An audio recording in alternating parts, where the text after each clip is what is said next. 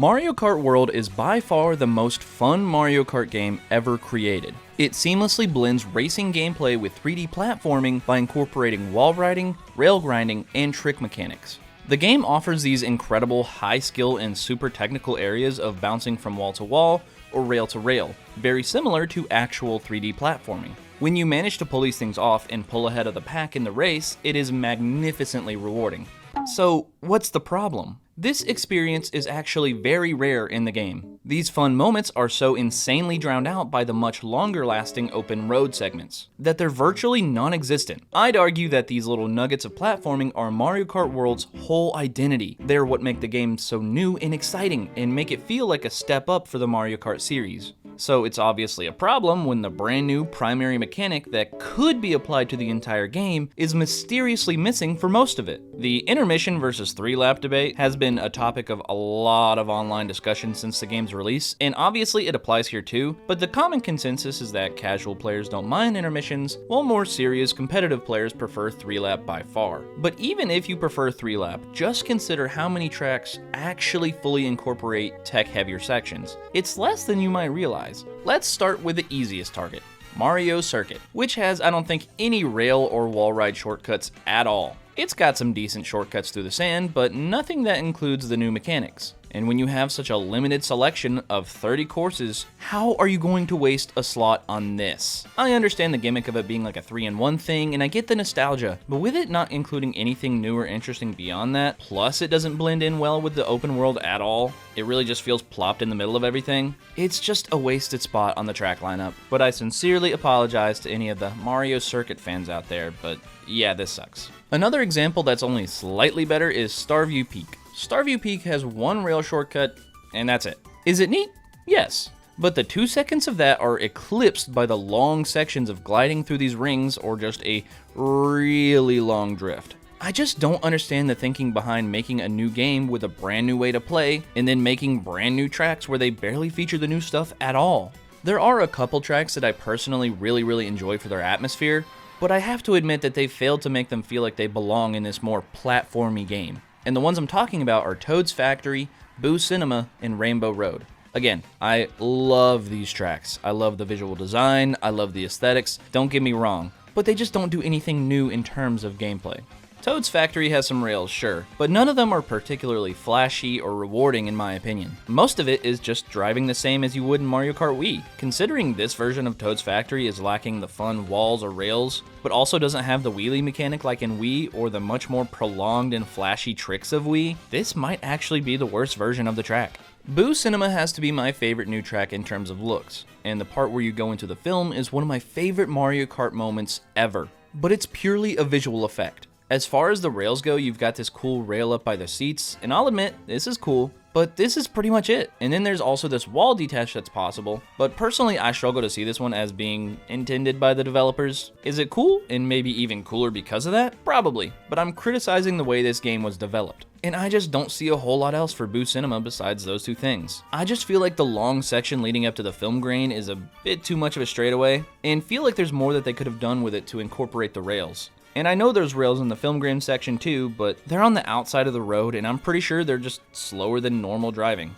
Last but not least, Rainbow Road is breathtaking in this game. When I first played it, I was audibly gasping mouth agape at how visually stunning and spectacular it was. But once again, the spectacle doesn't go very far beyond the visuals. As per usual, Rainbow Road is a wide open road and no walls so that you can plummet down into the terrifying abyss of space. So that means no walls for the new wall riding, and no rails either for a full 4.5 minutes. Yeah, nearly 5 full minutes and not a single new mechanic integrated into the track is actually insane.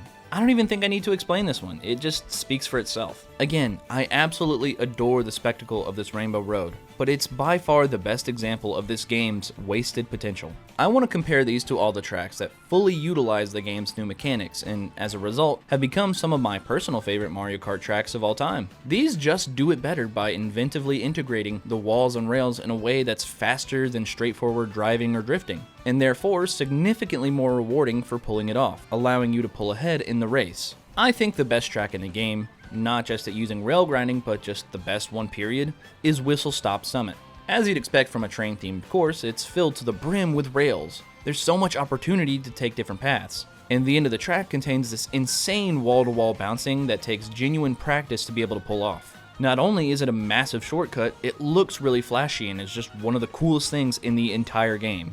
Even if you don't have the skill to pull things like this off, having all these rails to just bounce around with is incredibly fun and different from all other Mario Kart titles. And Whistle Stop Summit deserves all the love for fully incorporating this mechanic better than the rest of the game. The second best track to integrate rail grinding is Shy Guy Bazaar. I mean, this is another self-explanatory one. Nearly half of the entire track is ridden on rails, and that's the difference. It's not just one rail that you sit on for a while, it's actual genuine platforming. The environment isn't just the backdrop or the setting. The environment becomes the track. It's seamlessly integrated into the gameplay. I think that's the bottom line. Things you think are just for aesthetics are actually part of the track, and I think it's the coolest thing that they pulled that off. And then the third one, and I should point out this is, again, more my opinion than a common consensus or anything, but the third best track at using walls and rails is Great Question Block Ruins. Of course, it's because of the infamous wall ride shortcut that skips past the little cloud section, and this has probably become the most well-known shortcut in the whole game for just how insane it looks. Not that it's insane because it's difficult, but insane because it's the prime example of what makes Mario Kart World an evolution of Mario Kart, by giving you these ways to drive that aren't just on a regular open track, and having them be shortcuts too. Risky, fun, literal, off-the-wall shortcuts that look unlike anything the series has ever offered.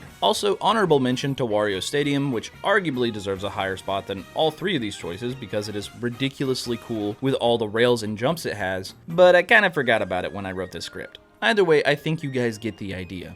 Now that I've gone over the good and bad of the tracks, it's time to talk a little bit about the intermissions. I don't want to go into too much detail about how the intermission tracks actually lack content because that subject has already been discussed to Rainbow Road and back in the game's short lifespan. But I just have to say that while there are rails and walls present in the intermissions, they are never the fastest option. The best option is almost always driving in a straight line, or bagging and taking gigantic shortcuts right at the end that are usually over more like big patches of dirt than they are with cool rails. What makes the rail tech cool is that it's narrow and precise, very unlike the massive open highways of the intermissions.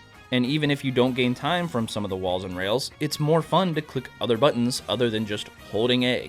I want to clarify that I'm not going out of my way to be overly negative about this game. I love Mario Kart World so much. In fact, I love it so much that I want way more of it. And that's what this video is all about. They showed off the potential this game has. There are so many great moments. We just need more of those moments. So I'm going to point out where some of that potential was lost. Where we lost it was how the open world and Grand Prix were designed in the first place.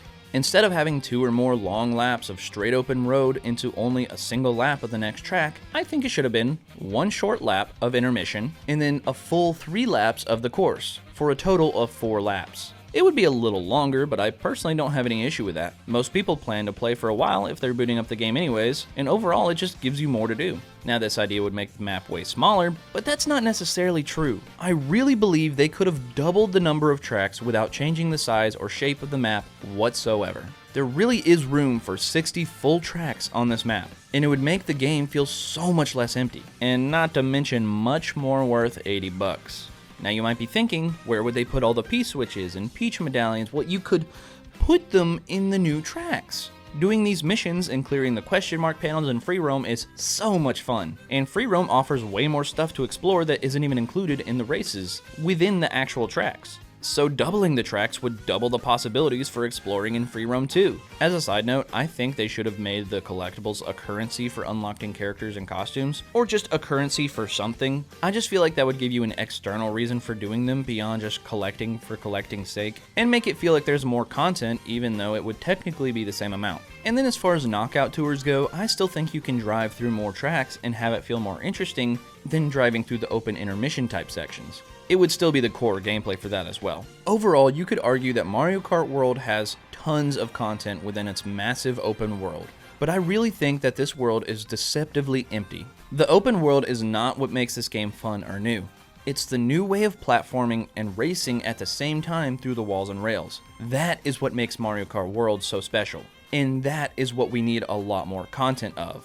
They showed how they can seamlessly integrate the environment into the track through the walls and rails. and it just feels like a massive disappointment when the massive new open world with all the new environments doesn't actually do that for most of it. This game is a triumph in some places. I mean just the highest of highs, but the high highs get outnumbered by the low lows. I believe in the potential of this game, and they can do some incredible things with DLC. Don't ask me how they do DLC for this game in a way that feels natural with the interconnected world, but nonetheless, Nintendo always has a way of exceeding expectations and doing what no one thought possible.